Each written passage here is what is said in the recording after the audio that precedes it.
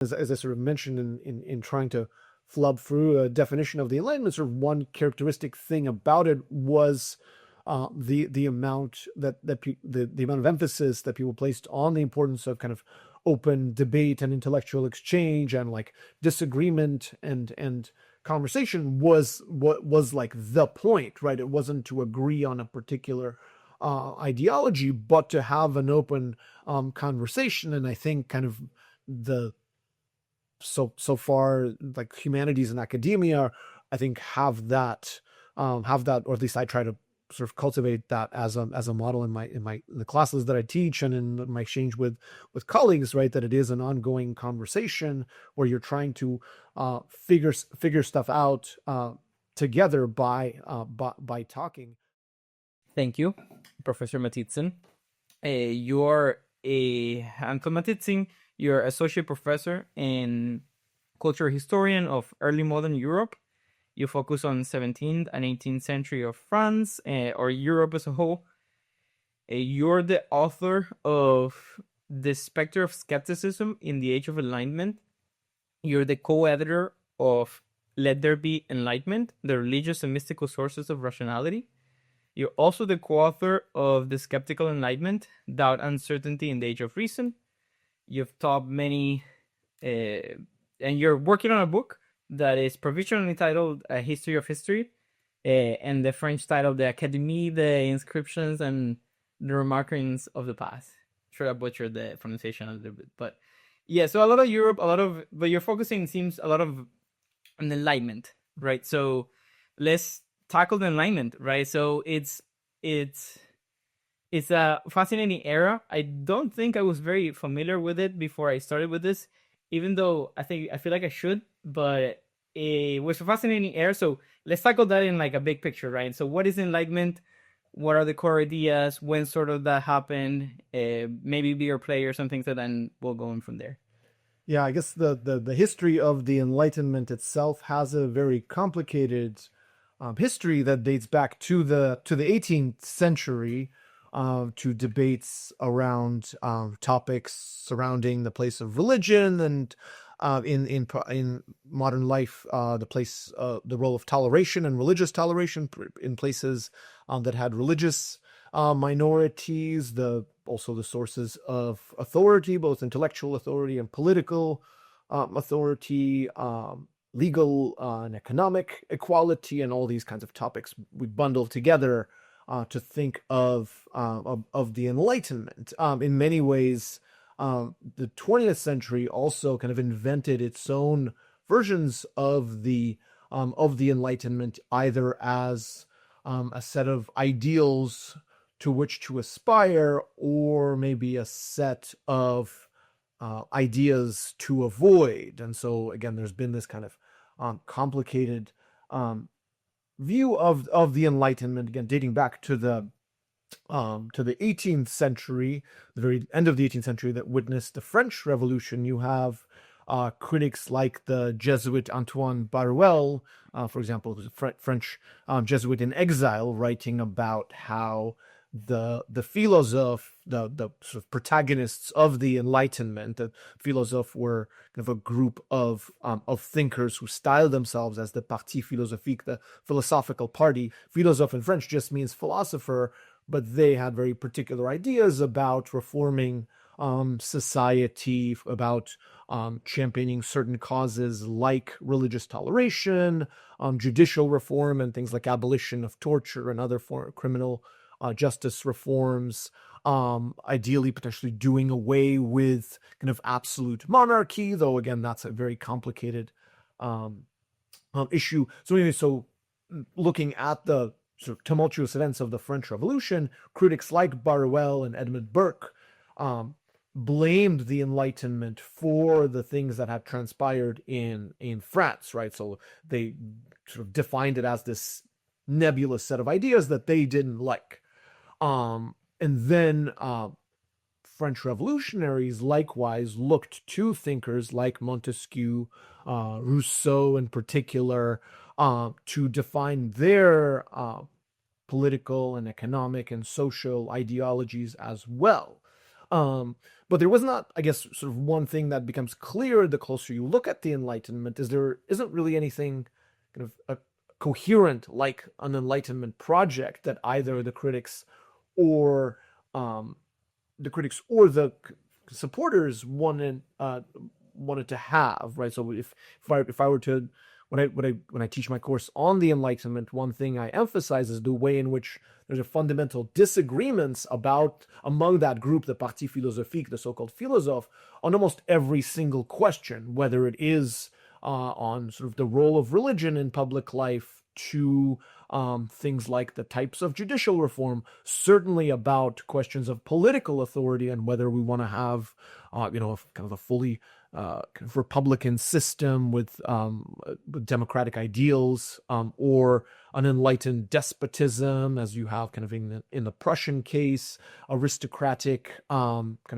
aristocratic form of government where the best govern in a sort of in a way that you have in, for example, the Republic of Venice, right? That it is a republic, but at the same time, only like 10% of the population is involved in decision making. So you have these fundamental disagreements about these key questions. So attempting to kind of nail down, give any kind of ideology, a coherent ideology to Enlightenment becomes very complicated. And then you layer on top of those kind of 18th century narratives and 19th and 20th century debates.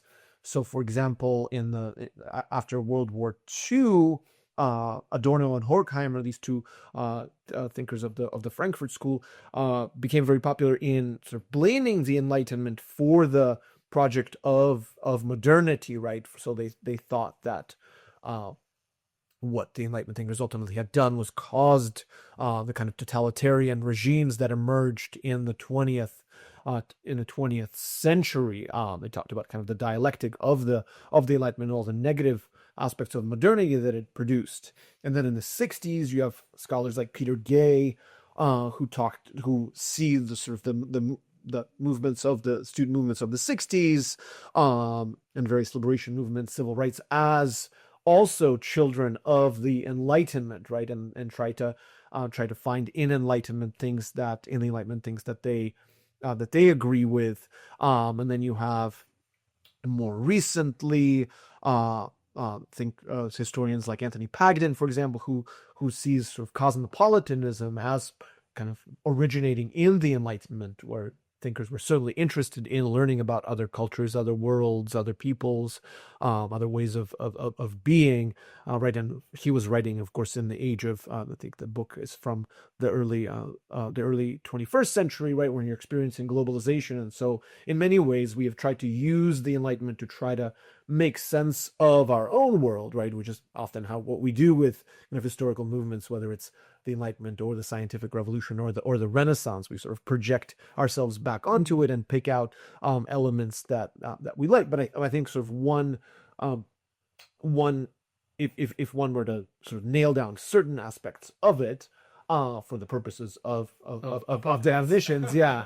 I think sort of one thing that's very clear is that it's to do with a particular culture of debate that again originates from an earlier period of kind of academic letter writing and philosophical disputation that's at universities, but becomes much more widespread to a broader public, right? So one key aspect of the Enlightenment is the extent to which broad publics participate in writing, by writing, by reading, by debating in things like places like coffee houses, right? So what historians call kind of the expansion of the public sphere, both in media, such as like letters to the editor, reading books and reading clubs, salons, coffee houses, Masonic lodges, right?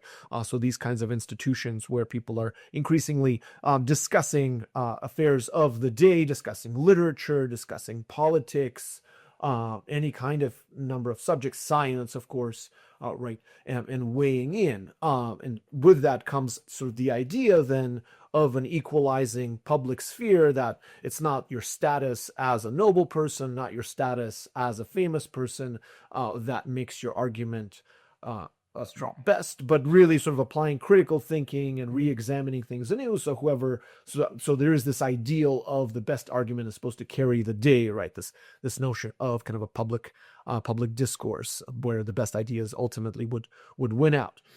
There's also, of course, the emergence of and in terms of ideology, though again that there are debates about this, but generally there is an idea that the thinkers of the time recognize that they're living in a kind of a unique period.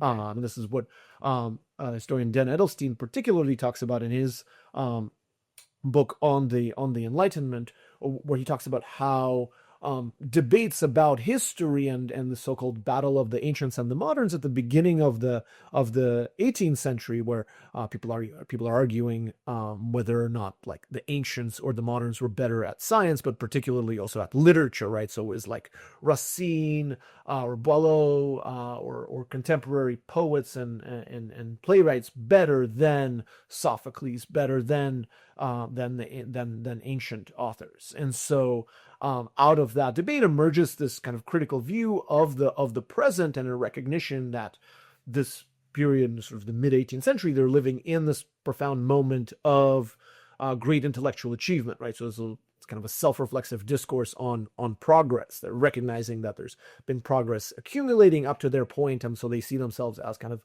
an apex of intellectual achievement. And there's sort of broad-based optimism about the future.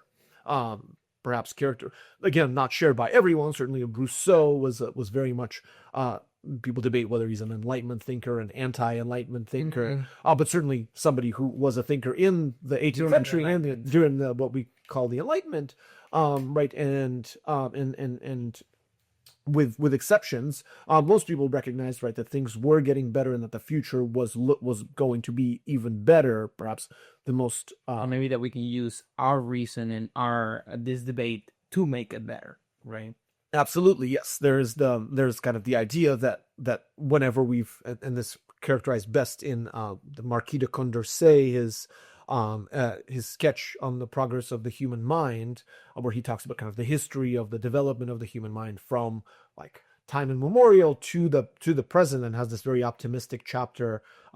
He divides it into 10 epochs, and the 10th epoch is in the future, where he thinks that human life is going to get longer, that wars will end, that there will be equality among nations and equality within nations, right? So kind of this very utopian vision of the future. So that's certainly one thing that you can say is quite common to many Enlightenment thinkers, and precisely that reason, like you said, is to be an important tool in that, right? That if we, that we sort of we've made it, right? In a sense, of course, we're not perfect, but you would say hopefully better than 17th century, right? In some of the aspects, right? But maybe let me summarize then sort of what you said, right?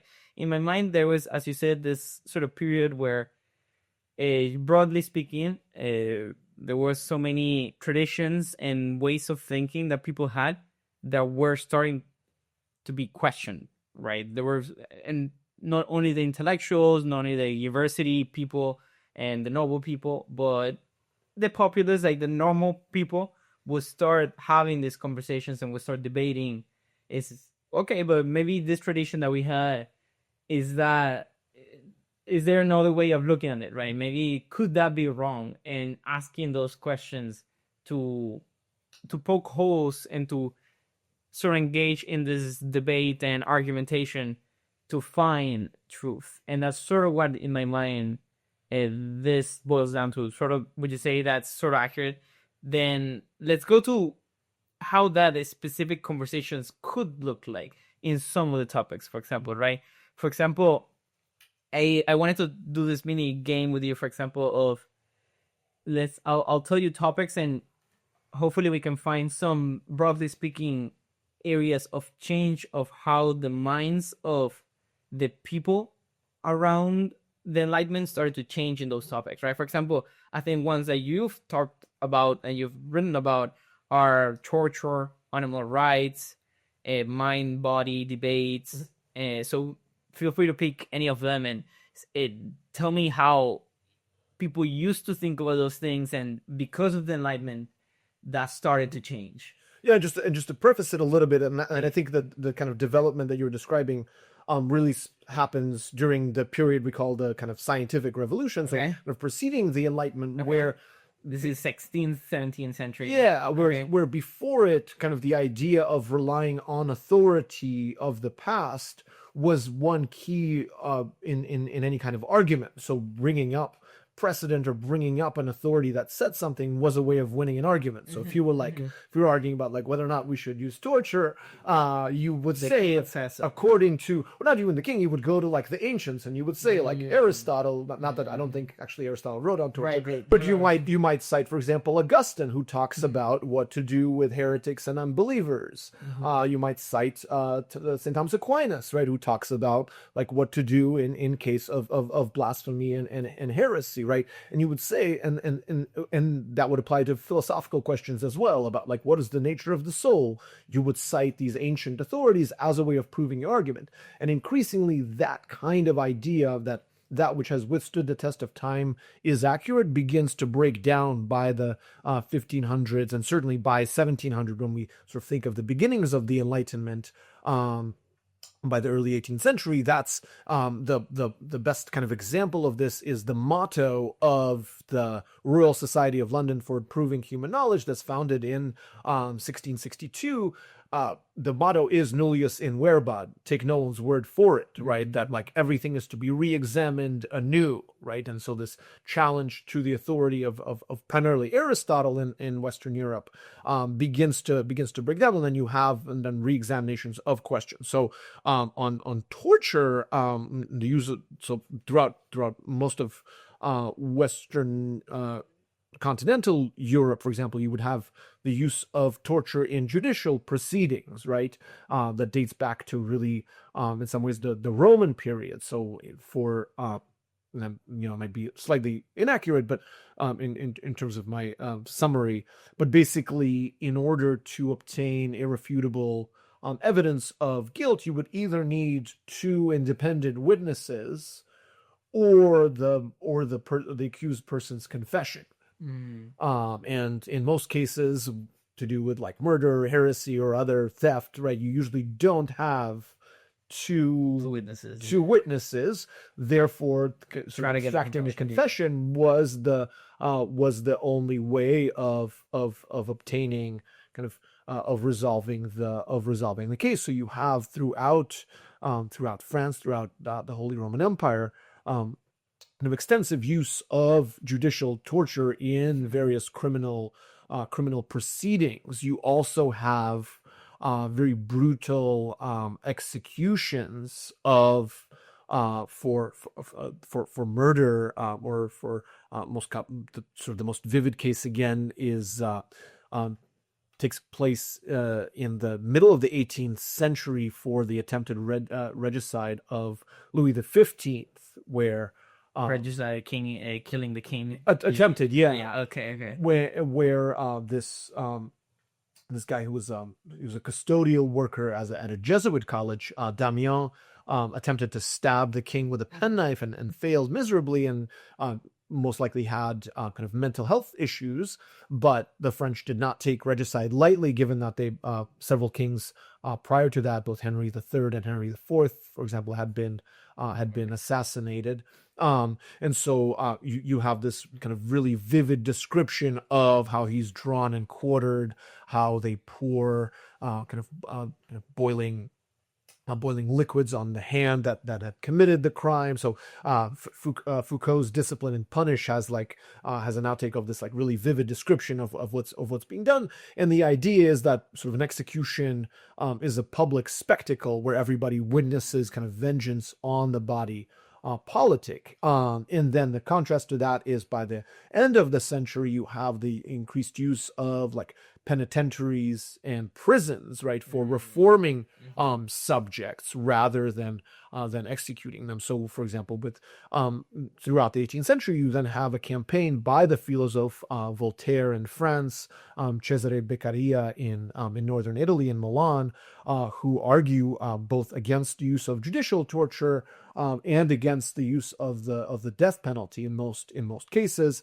So with torture, Beccaria kind of makes this argument that basically what it does is it punishes the innocent and creates kind of the idea that those who are able to withstand pain are then found innocent, and it has nothing to do with the person's actual innocence. Right. But just saying that argument is like, okay, if you explain that, it's like, okay, maybe it's not the best idea. Yeah. To torture people. And same with like the death penalty would apply in a number of cases disproportionately, right? So if you like, for forms of theft, for example, or certainly for counterfeiting, right? You would be executed, or sort of punished very severely. And again, Beccaria argued that like in those cases, the person then is more likely to commit more serious crimes in order to avoid getting caught, since they're going to get killed anyway. Right.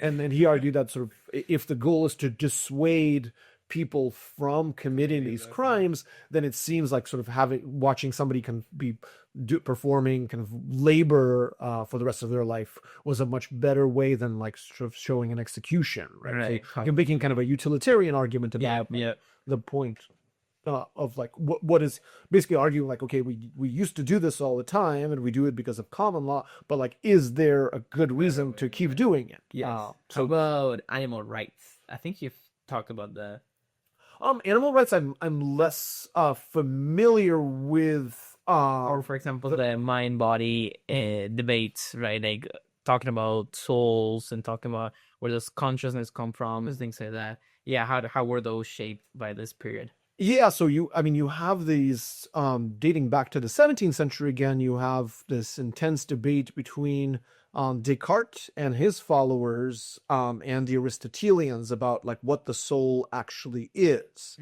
For this is Descartes is scientific revolution around there, so 17th century, and then continues, just like prefacing that.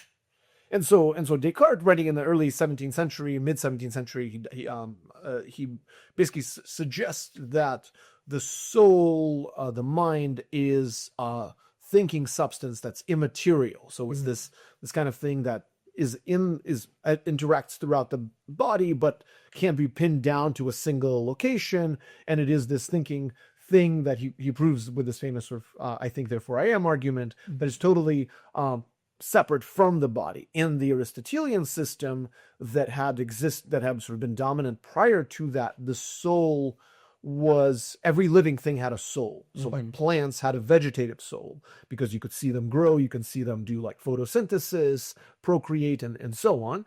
Animals had a sensitive soul, or an animal soul, right? Because you can see like my cats, they react to when I open the can of food, right? And they only to express love and things like that. And then human beings in the Aristotelian sense then had a rational soul, right? Where they can think in universals, they can form thoughts, ideas, compare things, have abstract thought of different kinds, right? So for the Aristotelians, the soul is kind of, obviously they didn't use this argument, but if I think it helps to think about it in this way. There's sort of an operating system, right, for a computer, right? Yeah. If your body is like kind of a computer, or if a plant is a kind of a computer, then they have different operating systems. So like the plants have like a basic DOS, and like the animals are like Windows 98, and we are, whatever the current iOS is, right? So we're far more advanced, but they think of it in terms of gradations, right? Where humans are able to do the things that DOS and Windows could do, but also could be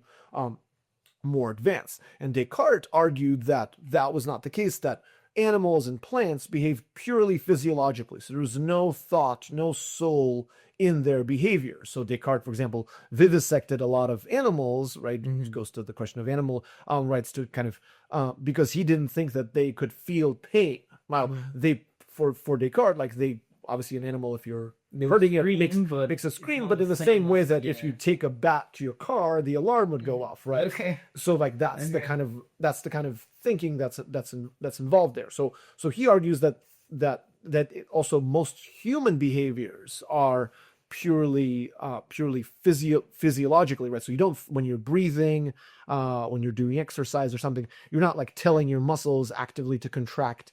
When I'm running, right, I'm not telling one leg to go in front of the other. You do it almost mechanically, in the same way that like The vast majority of our behaviors in Descartes' system are also physiological, like for animals, right? This becomes a huge debate. Then they start arguing with the Aristotelians about the nature of the soul, and like whether or not, as a result, like if animals don't have souls, then how do they behave the way they behave?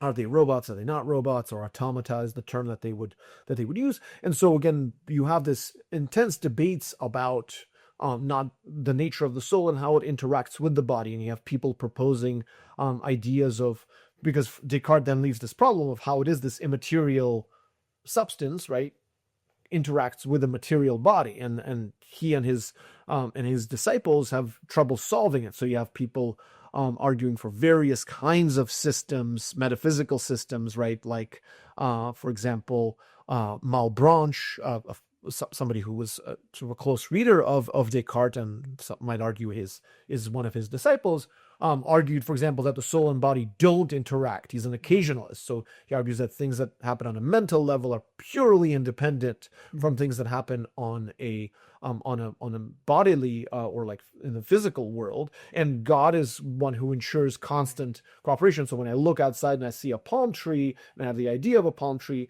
it is because it's not caused by the palm tree, it's caused by the fact that God constantly maintains this uniformity between the two worlds, the mental and the physical. There are others like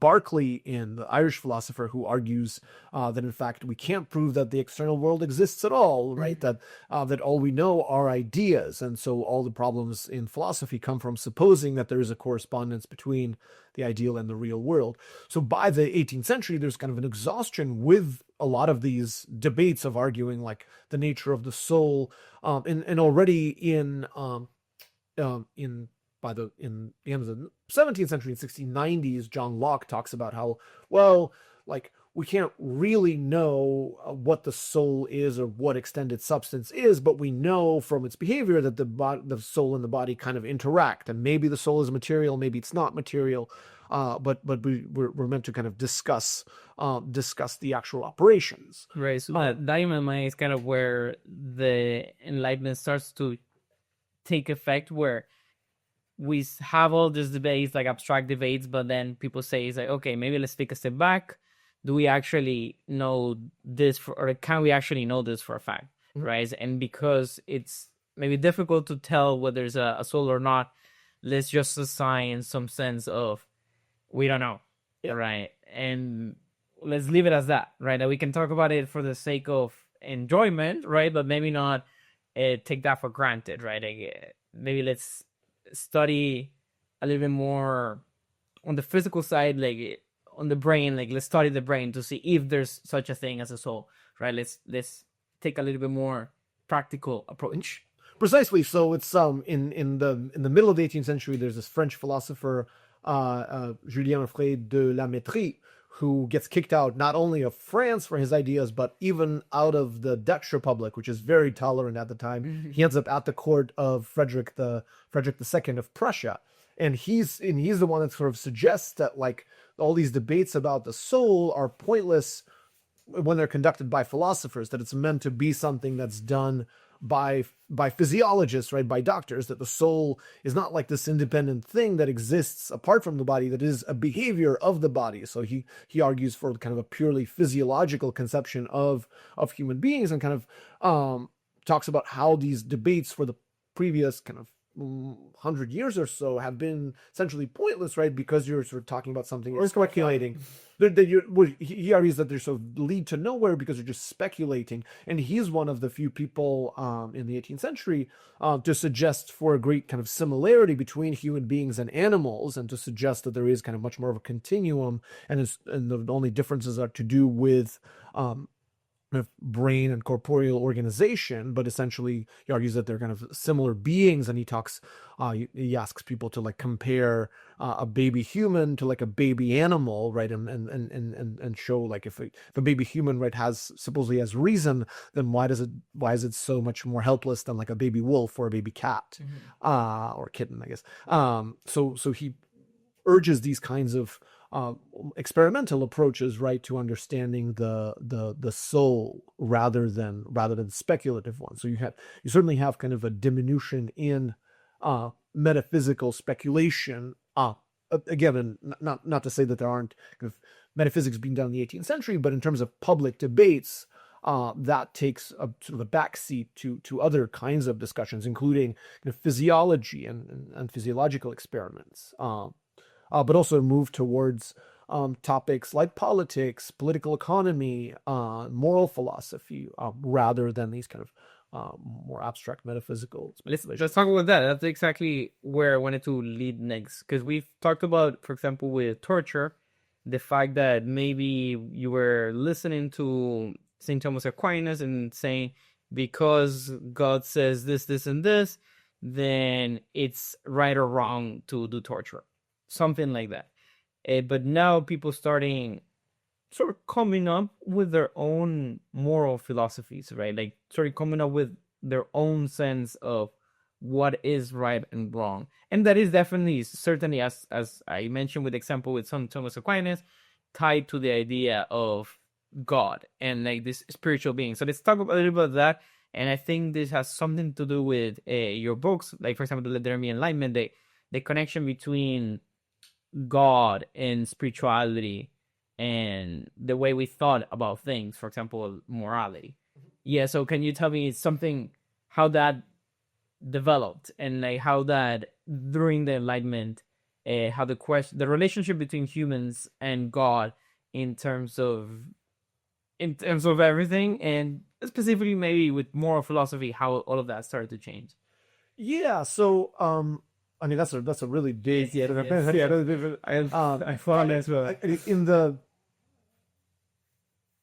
We tend to think of the Enlightenment as tending towards like secularity and a separation between church and state. And sort of one thing we try to do in the Let There Be Enlightenment is actually argue that there are far more sort of concerns with religious questions than one might expect. So, for example, debates about religious toleration themselves come certainly from certain secular ideas, but also come importantly from religious corners as well. Like some of the earliest calls for freedom of religious conscience are made by Protestant dissenting groups in places like the Netherlands and England. So groups like the Quakers, Collegians, and others, who argue that kind of each individual person has a spiritual connection with the divine, and it should be up to them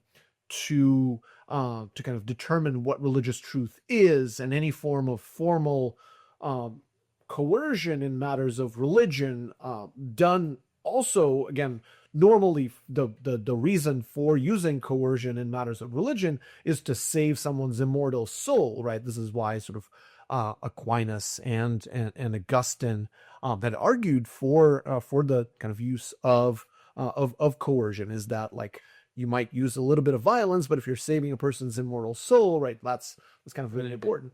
And by the end of the 17th century, the argument becomes that like if you're using coercion, you're not actually saving the person's soul for a couple of reasons. And this, Pierre Bayle and John Locke are most explicit on this, again, coming from often religious and secular traditions at the same time. And Pierre Bayle makes this argument that if a couple of arguments. First, that if you sort of force somebody, if you really think that your religious view is the correct one, and you're really concerned with saving somebody's soul, if you convince them or force them in one way or another, whether by force or by argument, to change their view that they sincerely held, that they sincerely arrived at, you're actually forcing them to violate their conscience and forcing them to sort of violate what the conclusions that they had reached sincerely. And it's really up to God to determine, right, the correctness or incorrectness of their views. And he also suggests that, if taken to its sort of logical conclusion, if everybody believed that they had the right to enforce their religious views on others, then you would live in a world of like sort of constant religious warfare, which couldn't have been like the message of scriptures.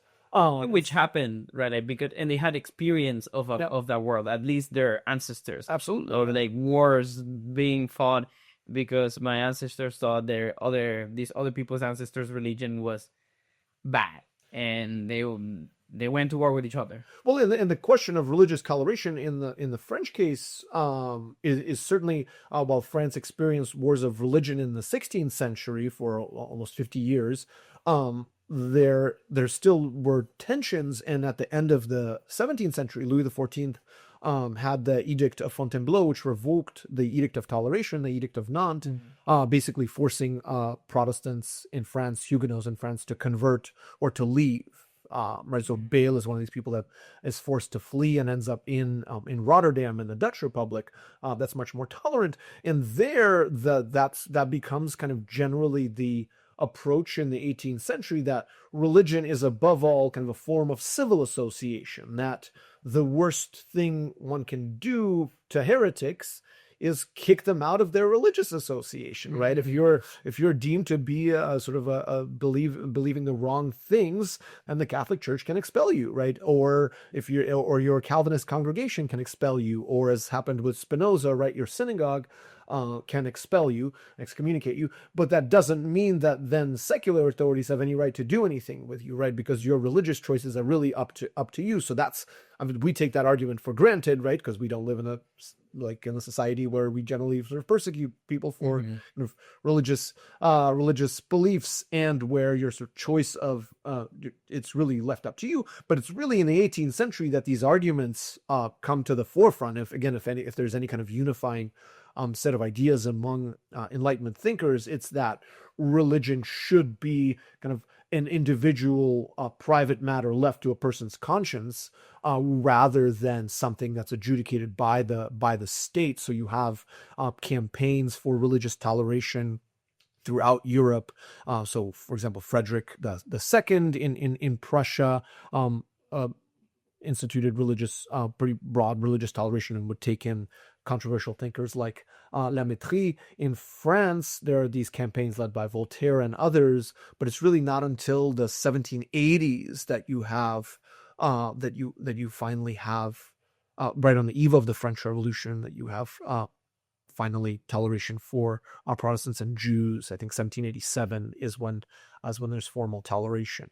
Right. So this speaks to something that I want to talk about, that normally the rulers of those countries were kings, right? Like they had to be kings, which based the reason for the rule as a God commanded, right? Like I'm not sure the specific term that they would use, but I'm here because God wants me to rule you, something like that, right? So God's lieutenant on earth, yeah. Okay, exactly. So how did that relationship between the rulers and the populace started to change because of this increasing toleration that you mentioned, or increasing acceptance of others' beliefs, right? Like maybe if I have, I don't know, like a Catholic king and I am a Protestant, now I don't want to be ruled by this king, right? Something like that.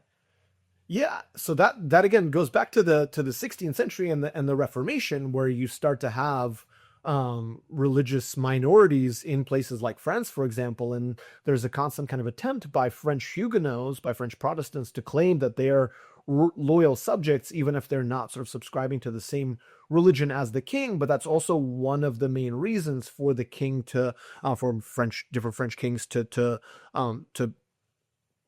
try to get rid of Huguenots within or other religious minorities within the territory. So there's always that kind of tension. You have really until the end of the 17th century, kind of kings making open arguments for divine right of kings in France until the end of the 18th century. 17th century. In England, you obviously have kind of a civil war in the middle of the 17th century that's in large part to do with religious reasons, where you have Parliament and many members of Parliament who want greater religious reform than what the Anglican Church had carried out, right? And you have certainly James the First authored one of the more famous treatises on religious toleration, and it's his son Charles the First who ends up being, of course, overthrown and beheaded in the English Civil War. So there you have kind of a de facto right, a counter argument to the divine right of kings, and ultimately with the Glorious Revolution in 1688, and then you have sort of the public coming together and asking basically a foreign prince to come in and defend the rights of English subjects, because the English are afraid that they're going to be faced with a Catholic monarchy under James II and then his potential successor, right? So you still have kind of religious reasons for an overthrow, but there in the English case, you have a very clear kind of creation of a constitutional monarchy where throughout the 17th century, because of these conflicts, it's made very clear that this is like a contractual relationship that doesn't really have much to do with the divine, right? So you have a similar situation in the Dutch Republic in the 16th. That would be the contract, the social contract theory that started to emerge. If I'm there's two kinds of contract theories, right? There's a sort of an older version of a contract between the king and or queen in some cases, but normally the king and his subjects, right? And one of the bases on which Charles I was overthrown in England at the end of the 1640s is precisely because he had violated the contract between the king and subjects.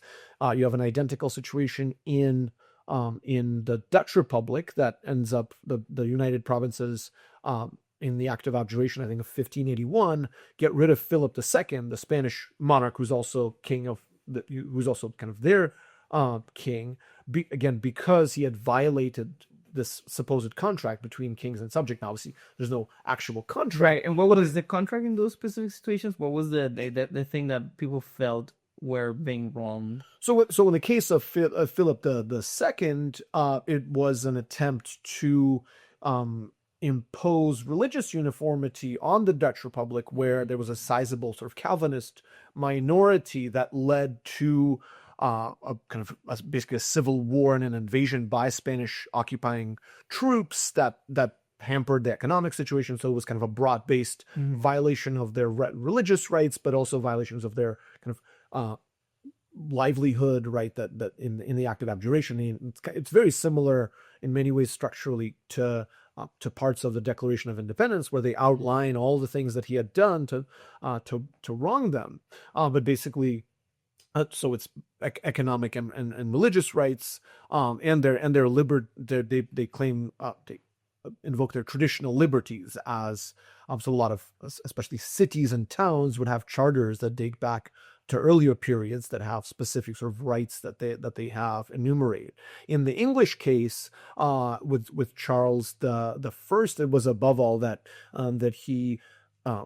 At the moment when he was defeated in the kind of first series of the First War, so to say, he had invited the Scots to reinvade so he could get a better sort of advantage over the parliamentarian forces, so that he kind of spilled blood at his subjects, and he invited a foreign power to invade. That was sort of the really big no-no of violating the contract between king and subjects. But what's interesting is by the 18th century, you have much more discussions, not of a contract between a king and subjects, but of a contract, the social contract among people who come together to form a society. So, for example, Locke's two treatises on government, the first treatise that very few people read is like this refutation of Robert Filmer's idea that divine right of kings can date all the way back to Adam, and because Adam was given sort of authority over the whole earth, then the kings can date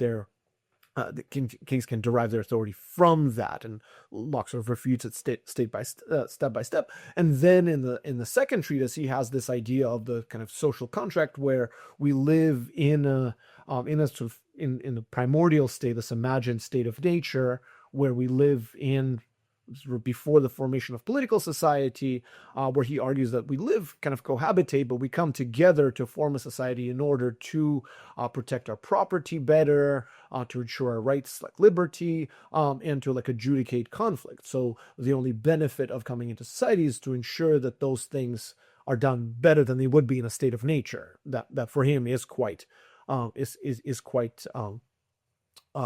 more friendly than Thomas Hobbes, who was writing during the English Civil Wars. His state of nature is a war of all against all. That's akin to, I always tell my students, it's akin to the zombie show, Walking Dead, right? Where there's kind of a total, if you imagine Hobbes' state of nature, it's this total breakdown of society where there's kind of brigands running around and killing each other and taking their stuff, right? So you have absolute liberty, but you don't really get to enjoy it very much because you have this chaotic state. And so he argues that people surrender their natural liberty and come together and live, and you need kind of an absolute strong ruler. In Locke's view, you don't really need that because in the state of nature is not as sort of awful as Hobbes describes it, but you come together to enjoy your liberties and rights kind of more fully. And so then and he has a famous chapter of the dissolution of government where he talks about like if the government that you basically hired to do all these things for you doesn't do things and by a long train of abuses kind of violates the reasons for which you basically established it, then the subjects have the right to kind of take up arms and overthrow it and establish a new government. Right. Okay. So these are basically as kind of how I think about it is just people coming up with reasons to be in this relationship, in a sense consensual, right? Because I'm letting you rule me, I'm letting you exercise force on me, and I'll get some benefits, right? I'll get some benefits, as you said, for example, like closed borders or tolerance of religion or maintaining my religion or respecting my private property, things like that. Like it's like a relationship between rulers and the people to think about why they're okay with having this force or potential force being inflicted on either of them, right? Like I can overrule you, and you can put me into jail, for example, if you do something bad, and if I do something bad, then you can do the same, right? Something like that. Yep. Right. So let's talk about a little bit on the specter of skepticism, right? Basically, you've sort of touched on it at the beginning when I mentioned the books that we had this idea of enlightenment. And you started with your books, you started to questioning this idea, right? Like what does that mean? Like what does that mean that I think there was a, like, for example, I'm trying to find the right words, is I have it here. Like the revival of philosophical skepticism had created new conceptions of rationality that privileges probability and practicable reason over speculative. Yeah, so what does that mean? Like how is that this, like, tell me about your books basically. Like what have you uncovered and what have you seen that started reimagining how we think about this period? Yeah, so one kind of textbook account of the Enlightenment is it's sort of known as the Age of Reason, right? Where you have this confidence in the powers of human reason to reshape society, to reform it, to have this kind of optimistic vision of the future that's going to be constantly progress and made better by reason. And when I was kind of working on my undergraduate thesis and then in my graduate work, right, I encountered all of these skeptical thinkers, right? And skepticism is, of course, a philosophy, an ancient philosophy that dates back to the Greek period. And Way back. There were two forms of skepticism. And they emerged in the context, a very similar context to kind of the 16th and 17th century, where you had these different philosophical schools, right? You had the Epicureans and the Stoics and the Aristotelians, or the Peripatetics as they were known, Platonists, and you had all these different schools that claimed to know what the universe was like, what a soul was like, and therefore how you should behave as a result of all of that. And the skeptics described all of these schools as dogmatic, right? That they claimed to know far more than they actually do. So the first school, the academic skeptics who date themselves to or derive their origin from Plato's Academy, right, when Socrates was famously stated, right, all I know is that is that I know nothing, or the more I know, the less I know. As I was sort of saying at the beginning, the closer you look at the Enlightenment, the more it starts to fall apart. So it is a saying that has certainly applies to studying history, but so they argued that you could have sort of relatively probable knowledge of different things, but you could never know things with absolute certainty, right? That you could know some things better than others, but you have kind of degrees of probability. And then you had the Pyrrhonian tradition, the Pyrrhonian skeptics, named after Pyrrha of Elis, who argued that you couldn't know anything with certainty, including the proposition that you couldn't know anything with certainty. So they actually argued against both the dogmatists and the academics, because they said, well, the academics want to have this sort of idea of probability, but to determine probability means you have to have some kind of criterion of certainty by which you say this knowledge is more certain than other knowledge. And so they suggested that that doesn't work, right? You suspend all judgment about things. Now you still go about your daily life, and you sort of assume that I heard yourself say a funny example that even these types of skeptics, if you went there and try to rob them and rob their money, they would not argue with you about is money real or not. Like they would try to fight you or something like that. Right, exactly. So they sort of argue that you should live according to the customs of your times, but like you don't need to reach these broader philosophical conclusions. And the idea is that you have kind of tranquility, right? So they, for the Pyrrhonians, you reach a state of ataraxia, or tranquility, where you just suspend judgment and you don't worry about like what the soul is, or what happens in the afterlife, or what matter is made of. Like it doesn't really matter because you'll never figure it out. And so a lot of the Pyrrhonian teachings get lost. The academic tradition is preserved through Cicero in part, and through Augustine. But it's rediscovered in the 16th century and makes it kind of a comeback, like many of these ancient philosophies. And by the 17th century, it's very popular. It's in France in particular, because of Michel de Montaigne, who invented the essay genre. So his famous essays contained kind of a popularization of ancient skepticism. And it becomes quite an appealing philosophy in a period where you have religious uncertainty, right? You have all these debates between the Calvinists and the Catholics and the Lutherans and so on.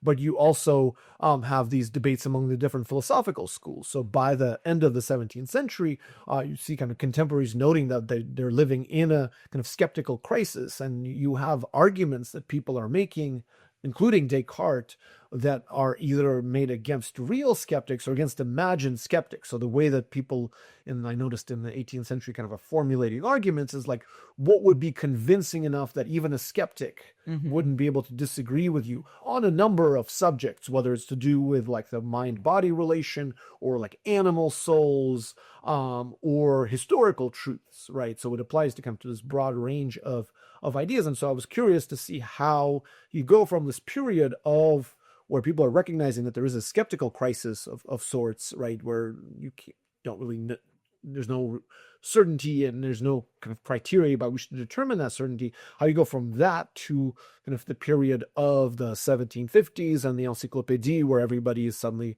kind of very confident in the powers of human reason. So it's kind of tracing that kind of how how thinkers in the early 18th century engaged with skeptical ideas and how they tried to disprove them. And among many things was the sort of recognition on their part that they couldn't in many ways disprove the skeptics philosophically, that you could make these kinds of arguments about sort of the practical course of life, that you would live according to appearances, that like if you're arguing with a skeptic and you take their money, right, they're immediately going to say something, right, but at the same time recognizing the skeptics had a point, that there are like sort of limits to the powers of human reason on a number of these questions. So there is this really poignant moment in the introduction, the preliminary discourse to the Encyclopédie, this big multi-volume project that Diderot and D'Alembert co-edited in the middle of the 18th century, right? Kind of really the first modern encyclopedia that's supposed to be the compendium of all human knowledge. And the beginning, the preliminary discourse is this kind of long attempt to explain what they're doing and why they're doing it. And the very beginning talks about like where our knowledge comes from, right? Which is essentially engaging with the skeptical arguments. And they say that like, well, we can't like prove it 100% metaphysically, but like everybody agrees that like our knowledge comes from sensation, right? And that, like, we don't know how the soul and the body interact.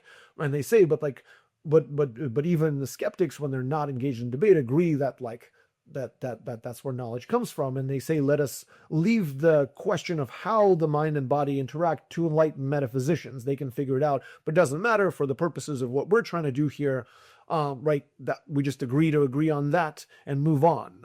And so that's sort of the moment where I think is really important, where you have this idea of practicable reason, right? That certain questions you leave suspended and don't argue about, but then others where you can figure out degrees of probability or vraisemblance, as they call it in French, right? That's where you can really achieve progress, and that's where you should channel your energies. And you have the same thing with like historical debates, where there's a broad agreement that like, well, we can't know stuff about like the earliest histories. Yeah, we'll talk about that. Maybe let's just before finishing this idea, finish on the mind body to also create a summary and like a confirmation if I'm understanding.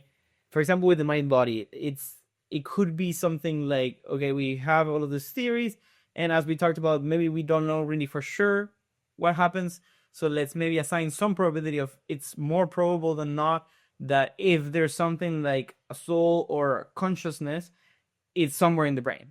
Something like that. It's probable, therefore, let's leave it to the people that are studying the brain.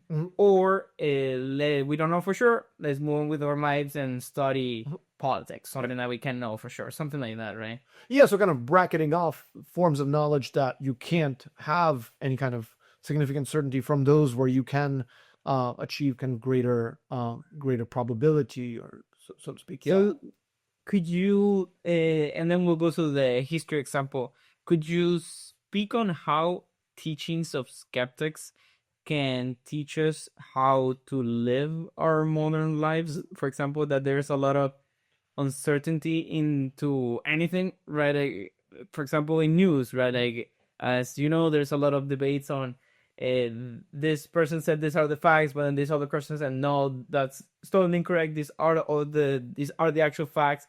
So there's a lot of uncertainty in there for a common person's point of view on how to deal with all of this stuff. So is there any teachings that we can get from the skeptics on how to deal with our normal lives?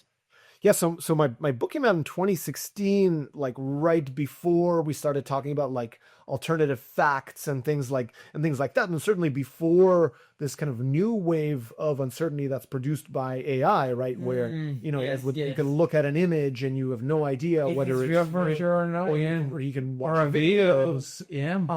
So it is in many ways kind of eerily reminiscent of that moment in the 18th century, where you have kind of new media and an explosion of new media. You have all these kind of new, not necessarily new philosophical schools, but kind of lots of ideas circulating, and then you have the injection of manipulation of reality, right? Where it is very kind of difficult to. I don't know that the ancient or early modern skeptics anticipated these kinds of problems. Again, the sort of the solution to the skeptical crisis in the 18th century was, okay, well, we sort of appeal to common sense. That meant both like sort of analyzing something with all of your senses, but also like having consensus on things. Like if you look at something and I look at something, we can agree that it's like cat outside, right? And we can, but like with the AI videos and things like that, it becomes increasingly difficult to do that kind of thing. Where to measure like the probability of something, right? Because obviously, like we constantly hear sort of calls to appeals to kind of scientific evidence or to some kind of evidence, right? But increasingly what we consider to be evidence isn't shared broadly by society, or what we consider like legitimate science isn't necessarily shared by all of society. So I do see this kind of the Parallels, yeah. very many parallels with the kind of epistemological crisis, right? Sort of a crisis of how we know what we know. And I don't know that. I mean, I think if anything, it's likely to lead to a revival of kind of a modern version of skepticism, right? Where the easiest thing to do is to kind of shut it all out and suspend judgment and to like not watch the news, because who knows, like what, which is fair in some situations, right? Like if it's not really affecting you, it's like, why would you bother listening what this person tweeted or not, or something like that, right? Exactly. But it is, I think, like creating a kind of challenge for understanding the world around us, that is very reminiscent of the kind of the skeptical crisis that I was reading about, and I thought that we had solved in the 18th century, but right. But I guess not so much. Yeah. For example, for finding what is going on in reality, that is something that you touch in your books, right? Like you study, your new book is about historiography. That is the history of history, basically. How do we know how a history got developed and why, right? So tell me what started happening in the period that we've been talking about in terms of historiography, right? Like how do people started seeing these accounts of history as real or not, or like maybe starting assigning a probability or not, something like that. Yeah. So this new project came out of the skepticism book. In the very last chapter, I look at debates about historical skepticism that emerged in that same period, in the late 1600s, early 1700s, where you have people claiming that, like, because of the absence of sources, the bias of historians, and other factors, you basically can't really have historical knowledge of a lot of periods of history, especially like the very distant ancient past, where we just don't have information. But to even sort of more contemporary issues, like the wars of word of mouth, like the wars of religion, right, which for them are only like 150 years removed, right, where you have a Protestant or Huguenot historian saying one thing and a Catholic account saying another thing, and you can't really tell like what happened because of these incompatible sources of information. So again, you have really the beginnings of the formation of the historical discipline, where historians start to devise rules for like how to determine the validity of a source, and they start to kind of create what we would sort of the modern historical discipline, where it would say, okay, like if a source comes from the period that's being described, right, is more likely to be certain that, or more likely to have validity than a source that comes later, right? Because it's based on, or if it's based on like eyewitness accounts or reports, it's more likely to have greater validity than something comes later. Then you sort of adjudicate the historian that's writing, and there's a lot of focus on the sort of moral obligations of the historian to tell the truth, even if it like contradicts the benefit to their like nation or their allegiance. And of course, this is a moment where a lot of historians are like paid by courts, right? So they're employed by someone, right? So clearly there is some amount of bias. So they're trying to devise these rules for evidence, as well as discuss obligations of historians. But also there's kind of a recognition that, unlike mathematics and physics, history isn't going to have like indisputable proofs of most things. Like we might know a date that a battle took place with relative certainty, but like, or we know the example you use, right? The sort of Caesar crossed the Rubicon at a particular moment in time, that we can establish, but sort of why he did that the sort of motivations of historical actors, that remains clouded. And so we have relative degrees of certainty or probability that we just have to accept that history has these accounts. And so we can sort of have speculations about causes, but we can never fully determine them, right? So there's an attempt to kind of establish a set of parameters by which you can have relatively true and certain historical knowledge, but also recognition that like a lot of the accounts on which it's based can also be problematic and need to be revised. So there's a broad-based revision of how to do history in this period and what constitutes history, whether it is right now I'm writing a chapter on kind of the history of medieval, the beginnings of the French nation, and how to approach it. And there's a kind of a broad-based criticism about the fact that it had been centered primarily on kind of monarchs and what monarchs and kings did, rather than like on a broader set of ideas about like the customs of a given nation, like what was the culture like, what did the people believe, who were the people, right? So trying to decenter kind of a monarchical style history and have a more inclusive, I guess, narrative so it's interesting to see that in the early 18th century, because we saw this kind of similar turns in modern historiography, where kind of a lot of 19th century historiography is categorized as being kind of great man history, and then that becomes decentered as in the middle of the 20th century by kind of history from below and an attempt to include broader groups of people, so it's not just kind of heroic narratives of single figures. Yeah, because for example, another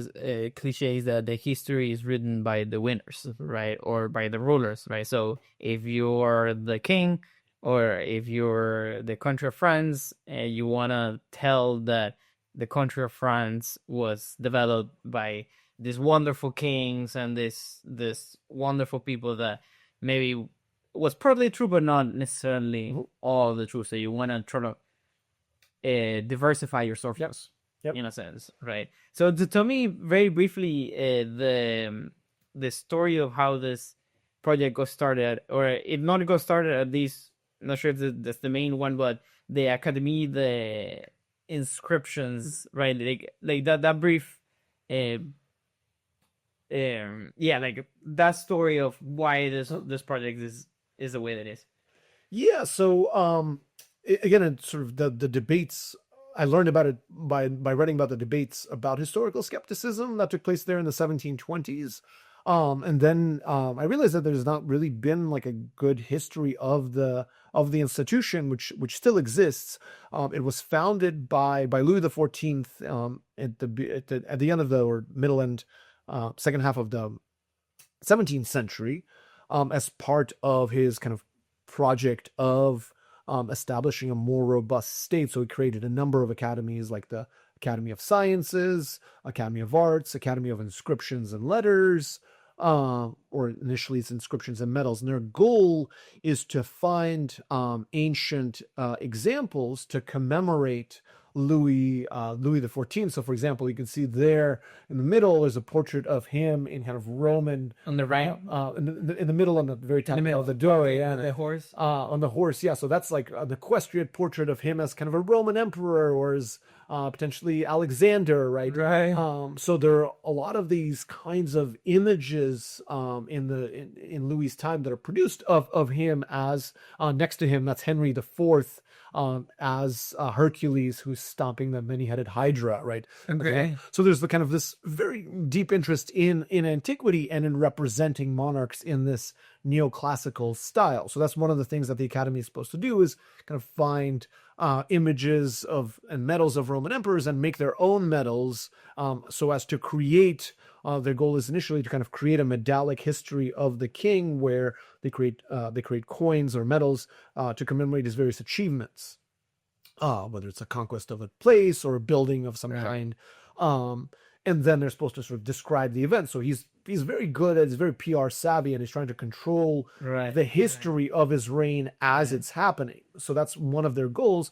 But it's initially a very small group of 5 people who meet at Jean-Baptiste Colbert's house, who was his kind of minister of finance, essentially. But by 1700, so the second last part of his reign, they increased to 40 people who meet in the Louvre twice a week. and they start to specialize in different subjects. So some specialize in ancient history, some in medieval, some look at begin to learn Chinese and look at China, and quite far from Europe. So it becomes kind of a historical research institute that includes having kind of graduate students even, and so I'm trying to kind of examine the institution as kind of an institutional history of it.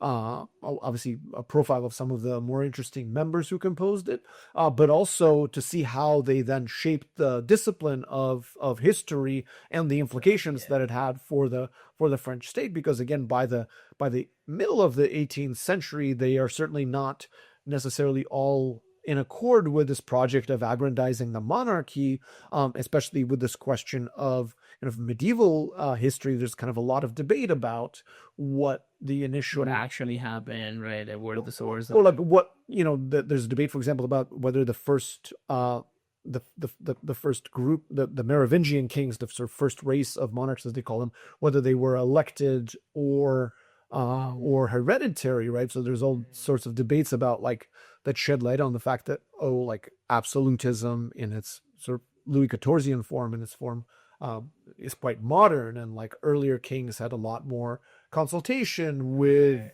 the nobility and So the not necessarily in the interest of the current monarchy, so it kind of ended up being a backfire in the whole institution. To him. Also many, and this is long after Louis XIV is dead, but still, they as an institution, they begin to sort of, at least not always intentionally, but begin to poke holes in kind of official narratives. There's also a very interesting kind of examination of who the French were, and this debate about the French nobility claim that they come from the conquering Franks who took over Gaul and subjugated the Gauls essentially who lived there, and so that's why you have a nobility and you have the subjugated group, the commoners, right, who pay taxes and everything, right? It for some it dates back to that conquest, and again there's a re-examination of that, who were the Franks? Were they a particular kind of race, and can the right of conquest then be a justification for maintaining this kind of system of legal inequality that existed in France through the 18th century, right, where your birth determined your legal rights essentially. So we've talked about a lot on history and questioning history, and it seems that it's a lot of aggregation over time, and a person says this and a person sort of agrees but changes a little bit, and this sort of broad idea of history gets developed over time and in aggregate. How do you think this modern times will look in the future? How do you think it'll be much difficult? How they, in terms of history, right? How do they record? Are they gonna be just watching a bunch of TikTok videos to try to see what happened, right? You know what I mean? And then when AI came, how is that gonna be changed? And how do you future historians will look at today's present? Yeah, sort of one of the interesting things is the rate of change, that if one looks at how people lived to serve their daily lives, if you look at the beginning of the 16th century and you look at the beginning of the 18th century, you certainly notice changes. But if you look sort of in periods in between that, at generations, there's a lot of continuity, both in terms of intellectual history and in terms of just everyday life.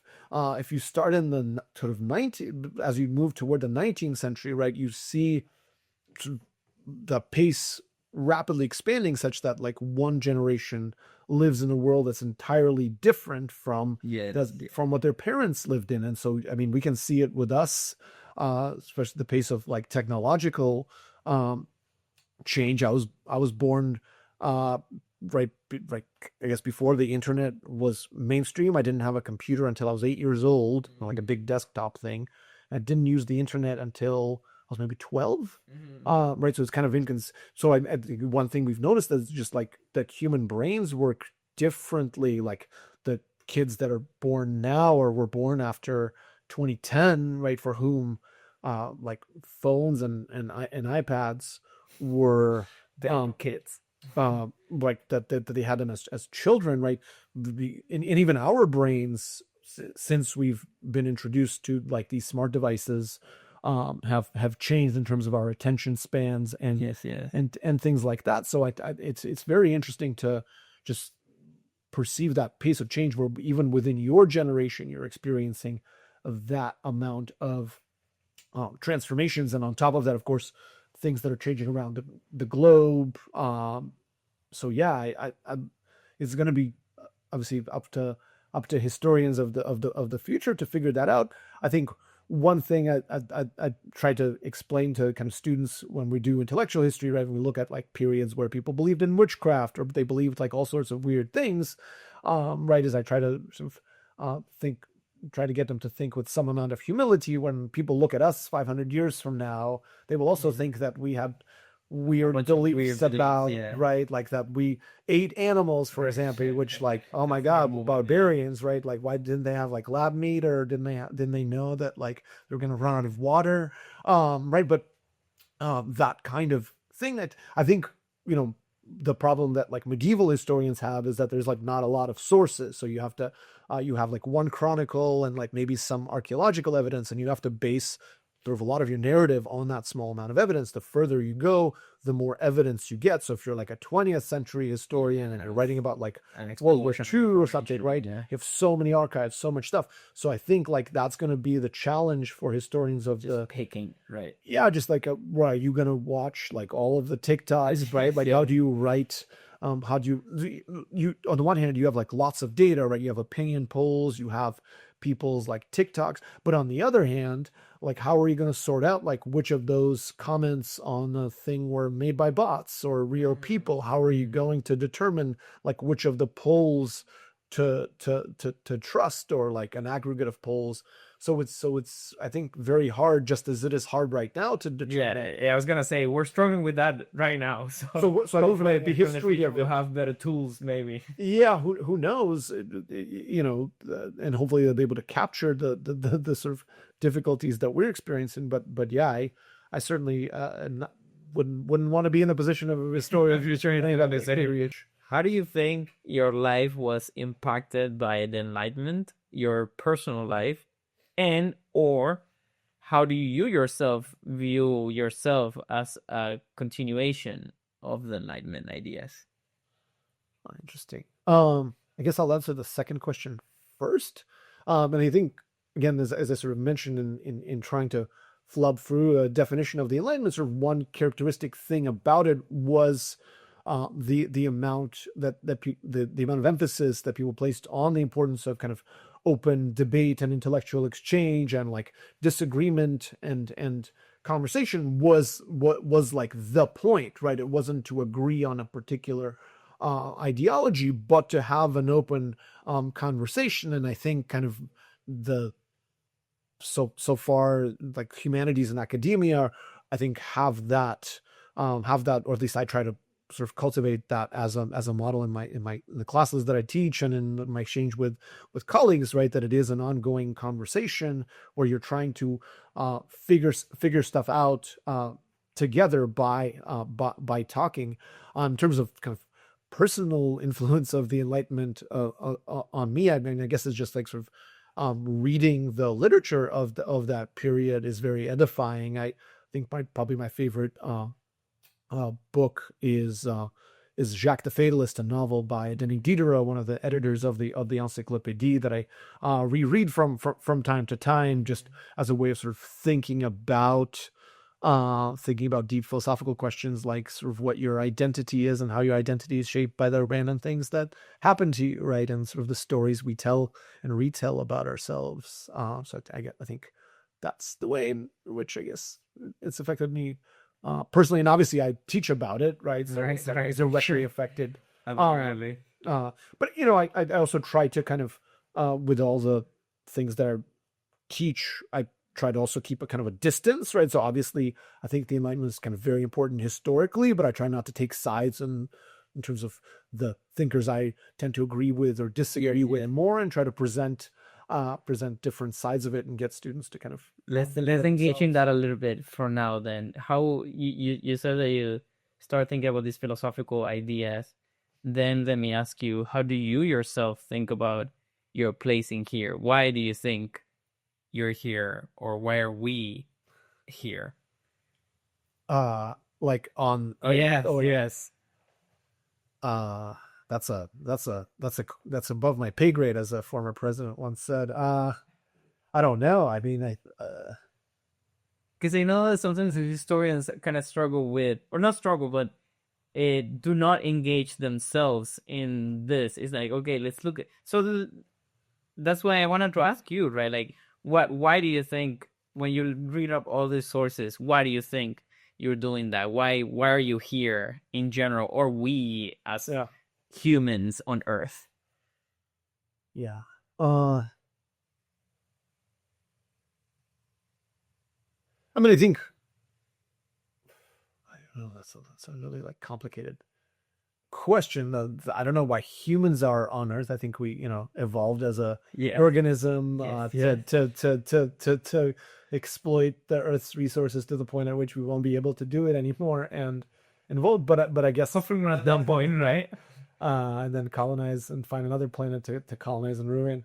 But in terms of what I think I'm doing, is I guess I try to kind of make sense of how we have thought about the past, and use that knowledge to try to understand both sort of how we arrived here, but also to kind of think about how, and teach the skill of kind of understanding other minds, right? And I think one thing that intellectual history does for students is that it teaches you to figure out to think from someone else's perspective, right? So if we take like the belief in witchcraft, or a belief in a particular view of the soul, if you're able to like inhabit someone's mind and to think from that perspective, right, then you learn an essential element of kind of empathy or sympathy, as the 18th century thinkers would call it. So that if you're able to think from someone's perspective, that's valuable in several ways. One, sort of tactically and strategically, right? If you're a lawyer, or if you're marketing something, right? If you're understanding how your audience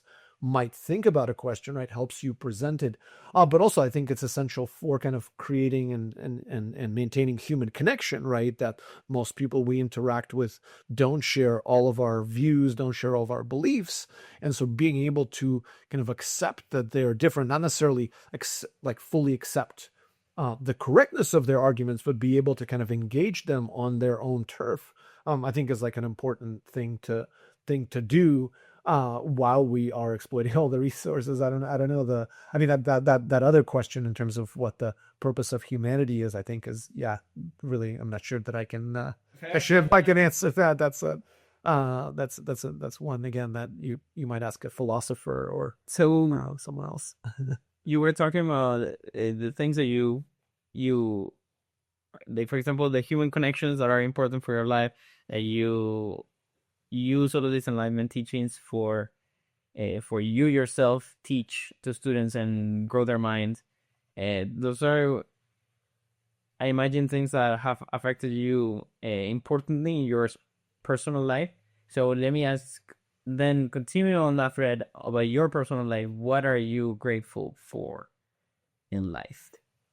Oh, lots of things, I guess. I mean, for one, like having this job is really like kind of in many ways more than one could sort of dream of, starting in college or something, right? That you're going to get to learn something new every day. You get to basically read, write, and talk about it for money, right? That's kind of an ideal situation. You work with really interesting colleagues who teach you something new every day, but also like really curious students who also teach you stuff.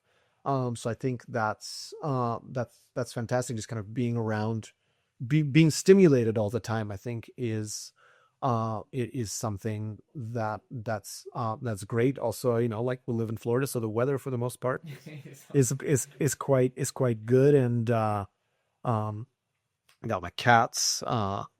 Got my cats in the other house. But yeah, and so far my parents are healthy, and winter in Florida, so that's nice, and my partner lives just down just a couple streets. That's great. The No? house is there, so that's quite nice. Yeah, I mean, I guess like the Enlightenment has led me to kind of live a life that's in many ways luxurious, Right. Right. both materially, but especially kind of Spiritually, yeah, and emotionally, yeah. Awesome. Yeah. Thank you so much. there's kind of the idea that whenever and this characterized best in the Marquis de Condorcet, his sketch on the progress of the human mind, where he talks about kind of the history of the development of the human mind from like time immemorial to the present, and has this very optimistic chapter.